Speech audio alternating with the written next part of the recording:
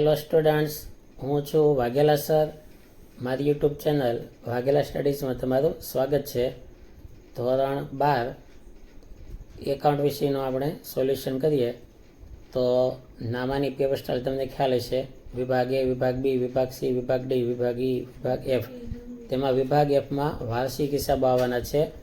કુલ 2 વાર્ષિક હિસાબો તમારે લખવાના છે, 22 માર્ક. એક વાર્ષિક હિસાબના 11 માર્ક. તો આ અસાઇનમેન્ટની અંદર કુલ 10 વાર્ષિક હિસાબો આપેલા છે. એમાં આ વિડીયોમાં 1 થી 5 વાર્ષિક હિસાબો મેં ગણેલા છે. હવે રકમની વાત લઈએ તો વિભાગ એફ,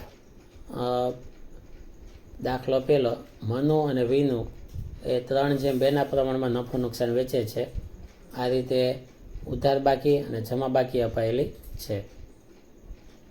ત્યારબાદ તેમના હવાલા અપાયેલા છે: ફર્નિચર, દેવાદાર, પગાર વગેરે. દાખલો બીજો, રીતેશ, હિતેશ અને ગીતેશ આ ભાગીદારોની વિગત અપાયેલી છે: ઉધાર બાકી અને જમા બાકી, અને નીચે તેમના હવાલા અપાયેલા છે.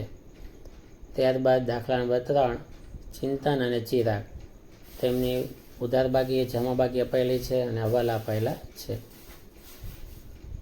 દાખલા નંબર 4, શ્યામ, માધવ અને બંસીધર આ 3 ભાગીદારો છે. તેમાં ખાસ ધ્યાન આપજો, બંસીધર અને માધવ તેમની ઉપાડ જે છે તેમાં નામના ક્રમ સુધારવાના છે.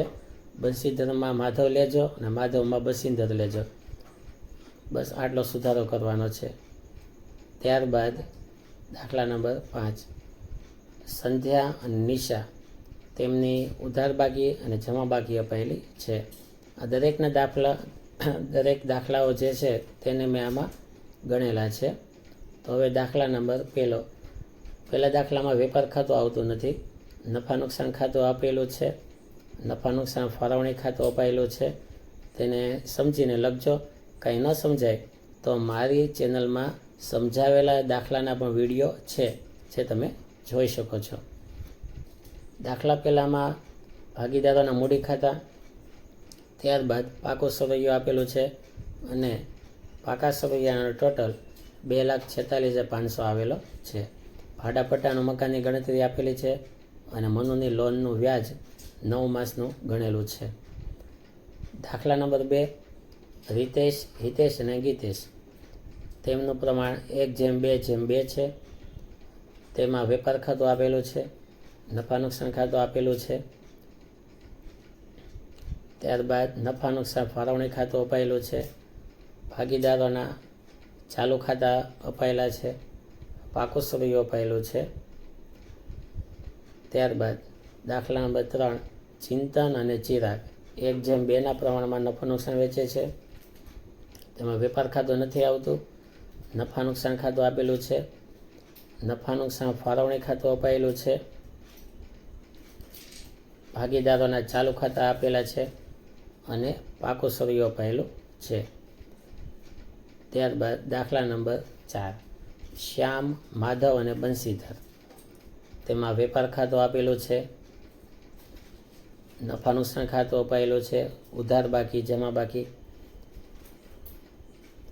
નફા નુકસાન ફાળવણી ખાતું અપાયેલું છે.